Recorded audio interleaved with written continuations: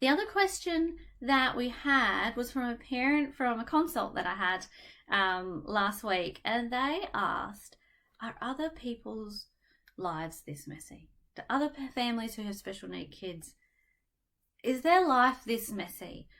You know, she was saying the day that we met, she said, I thought I had everything sorted, we were going really well, and then everything just unraveled in a split second. And I just feel like I'm perpetually living in this life that I'm forever having to put the pieces back together and patch us up to get us somewhere. I'm running on empty and I'm running behind all of the time. And my answer to this is 100% yes. Our lives are messier than average.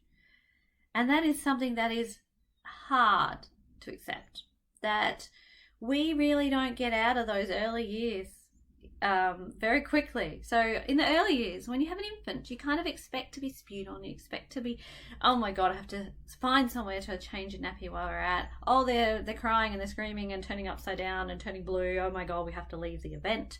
All these things are normal in the first few years of lives. People are like, yeah, she's got a 1-year-old, 2-year-old.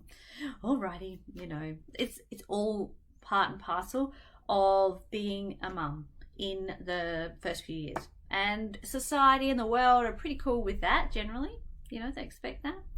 But when your kid's 10 and you're still in that stage, and some of our kids, it's all about their development. It's where they are on the inside. So when their development is at a 1-year-old level, then their behaviour is going to be at a 1-year-old level. And that means our life is going to be as messy as having a 1-year-old.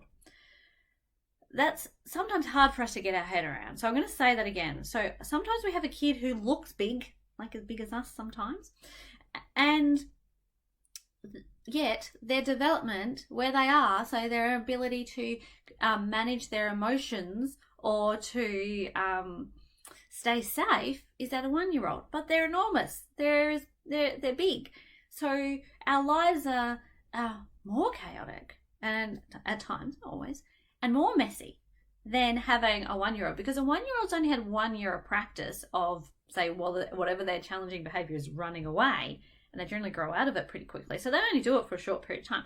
Our kids might be running away for a decade, so they're pretty good at it. So they've not only their development is, say, at a 1-year-old level, their practice is as a 10-year-old. So put these things together, and we just have this chaotic, crazy experiences that other parents just don't have. They just don't have that going on in their lives. So they really can't get it.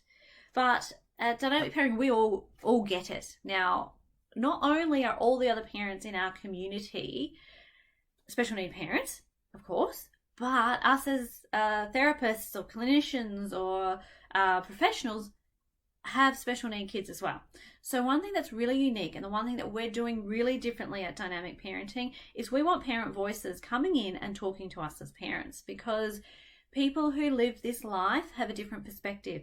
So what I love to do is to get somebody who is a special needs mum or dad, and somebody who has a professional background, and we put these two together, we have an amazing person who has an amazing, unique perspective, and then come in and share it with us. So that's pretty awesome. So that's what we get to do here.